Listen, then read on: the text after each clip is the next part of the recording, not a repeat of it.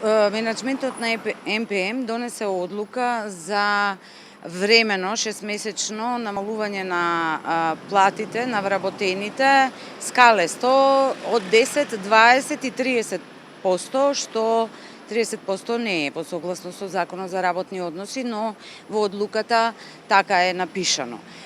Образложението на одлуката е дека таа се носи поради економската состојба, односно економската криза во која се наоѓа земјава. Тука е главниот проблем што и нашата синдикатот си дава за право да го повика премиерот Груевски да ни објасни дали сме ние во економска криза или сме лидер во регионот според успешноста и надминувањето на сите предизвици кои што глобалната и локалната криза можеа да ги предизвикаат.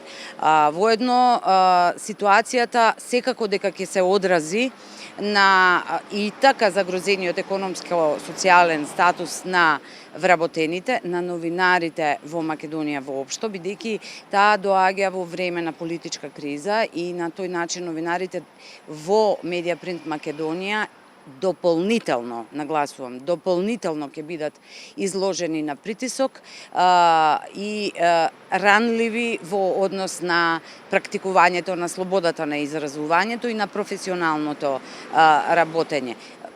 Во таа смисла ние денеска организиравме адхок реакција, бидејќи синдикатот наспроти одредбите од законот не беше консултиран, беше само информиран. Ниту еден од нашите предлози не беше прифатен. Не би рекла дека ниту еден, меѓутоа нашите предлози суштински не се прифатени. Проблемот со медиумите и нивната рентабилност во Македонија е всушност проблемот на слободата на медиумите. Слободни и професионални медиуми продуцираат профит, така што ние, за жал, бевме принудени на ваква адхок реакција, која што ќе продолжи, бидејќи револтот на колегите е голем. Во одлуката не е испочитувана законската одредба и обврска на работодавачот да ги надомести потоа тие кратења од плати кои што ги предвидува.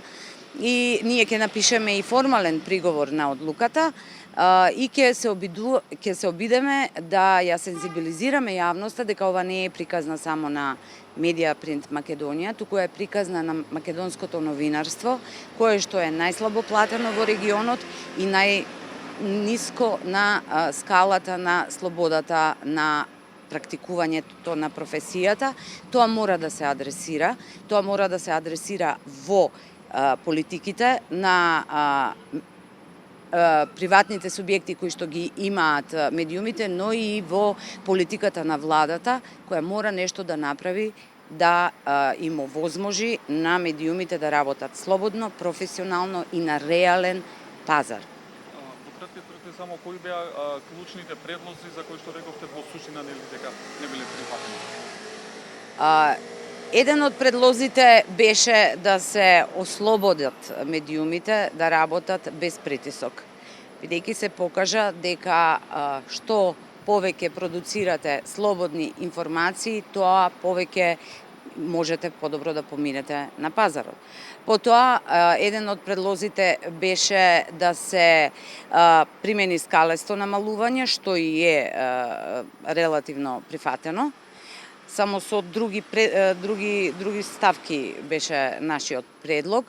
Потоа беше предлог да се заштеди, технички се да се воведат нови жанрови, да се заштеди на хартија.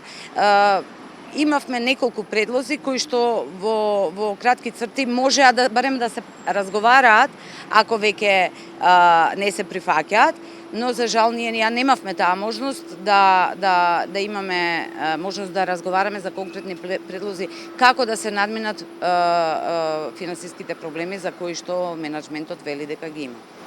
Еве и со само до тоа што се случува и со оваа одлука на менаџментот, значи ли дека сепак нема на изглед некое оптимистично решение или за поправување на целокупната состојба со медиумите? Па не, за сега работите така се чинат. Сега, знаете, голем дел од одговорот на вашето прашање зависи и од тоа како граѓаните ќе ја сватат пораката на новинарите, ќе сватат дека нив им требаат професионални новинари, дека им требаат силни медиуми кои што не коленичат пред рекламерите и пред владеачките и политичките елити, независно од која провиниенција доаѓа. Кога граѓаните тоа ќе го разберат, тогаш и ситуацијата со медиумите и со новинарството во Македонија ќе биде поинаква. Бидејќи ова не е борба само на новинарите за поголеми плати. Ова е борба за правото на поинакво мислење, правото на слободно изразување, правото на професионален, неострасен, јавен говор.